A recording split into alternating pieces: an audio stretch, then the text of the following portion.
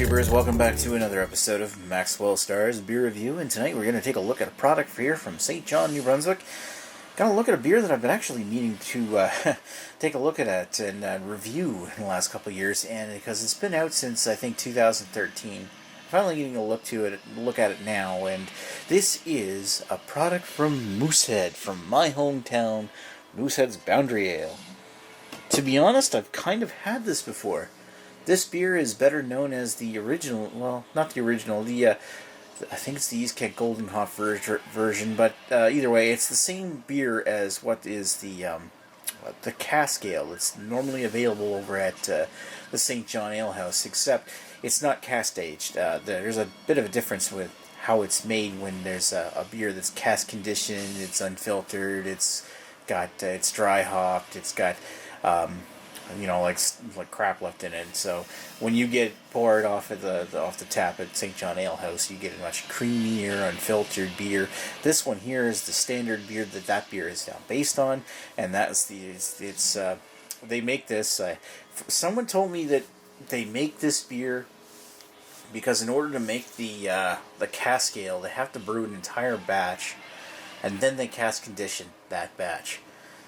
But the amount of beer that they cask condition for the limited release at St. John Ale House doesn't account for the entire batch they have to make in one of their big brew tanks. So they make one of these. They make the Boundary Ale for the sake of making it a public release. And this is kind of Moosehead's. This isn't a Hop City product. This is actually Moosehead making this, and this is an actual product that they make themselves that is kind of appealing to the entire craft beer movement. This is their Boundary Ale. This is a Moosehead Boundary Ale, and it's kind of like a British ESB style beer. I think, what is the percentage on it? 5.3% ABV. What's the spiel on the can? It says, Boundary Ale is an expertly crafted using old and new world hops and select assortment of 7 different malt varieties. The end result is well-balanced, medium-bodied ale with subtle malt sweetness and a unique blend of citrus and earthy hop notes. And then it says the same thing in hops. Actually, I was going to say something.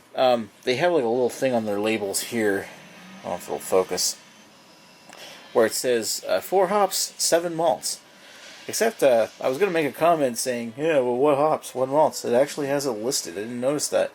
It says hops, Cascade, Chinook, East Kent Goldings, and Fuggles. Nice. And malts are Pale Two-Row, Caramel, Karastan, Crystal, Dark Crystal, Munich, and Black. It's like I should be watching a Jim Henson movie with this. Dark Crystal. Nice. Moosehead Brewery, St. John, New Brunswick. So, I gotta say, this is probably the most interesting product to come out of Moosehead in the last... Probably the most interesting product to come out of Moosehead. So, let's crack this thing open and pour it in my glass. Got Sam Adams glass here going, one of my favorite glasses. This is fresh, I just picked it up last week. Even though I've been meaning to review it for quite some time now. Even so, I'm still getting quite a bit ahead out of this glass. Must be this glass. See if you can get a look at that. Very ruby, not ruby red, but it's very tan brown appearance. Off-white head. Holding it up to the light, it looks like, kind of looks like a copper penny, really. It's like copper, maybe a little reddish copper. Looks really nice. As far as carbonation goes, it's not super effervescent. There's a little bit of carbonation coming up through that, but it's not a lot.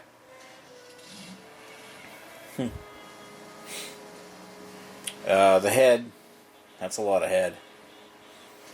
Jeez, that's a lot of head. Look at that. It's still not going down. And I got a feeling that once I drink some of this beer, it's probably going to leave some lacing in this glass. Let's give it a sniff.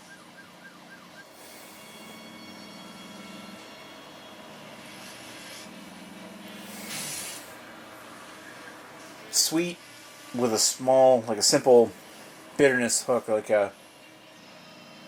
it's sweet with a metallic copper coin kind of hook to it.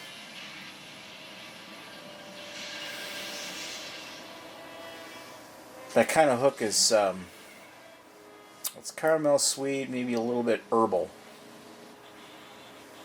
Despite using Cascades, I'm not getting much like in the way of citrus or grapefruit. I'm mainly just getting, reminiscent of noble hops. All in all, this smells like a stronger version of their pale ale, which is all right. I like their pale ale. Let's put this thing down the hatch. Cheers.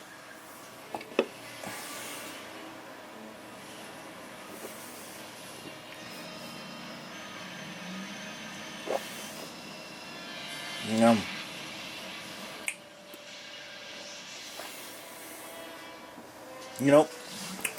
I have to say, there is a little bit of almost like a corn note coming out of that. But it's not bad.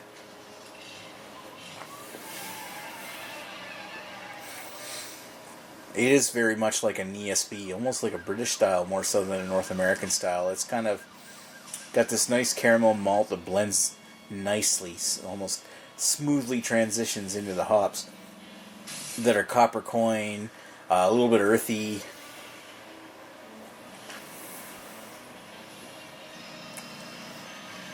This caramel malt blending right in with this earthy hop.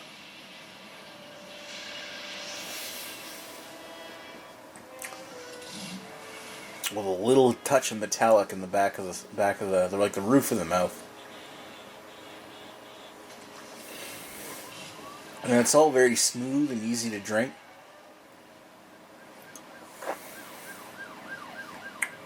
It leaves this kind of like a, not off-putting, but a little touch of this metallic taste off the tip of the tongue. Yeah, that's real nice.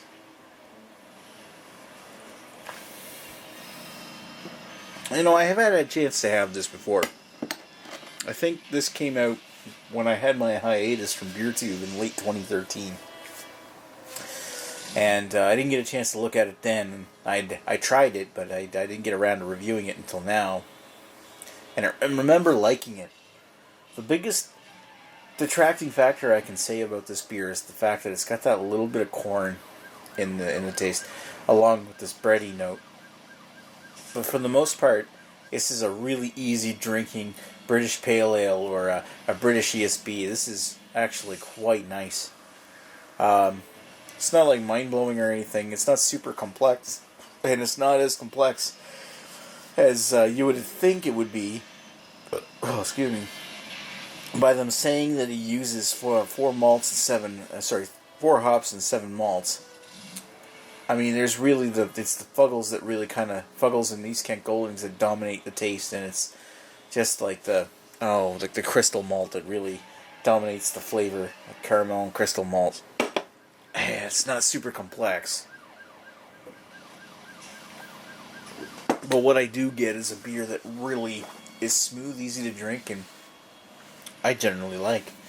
Now, people that are used to drinking Moosehead's beers and they want to try this might be a little bit overwhelmed by the amount of flavor you're going to get from this one.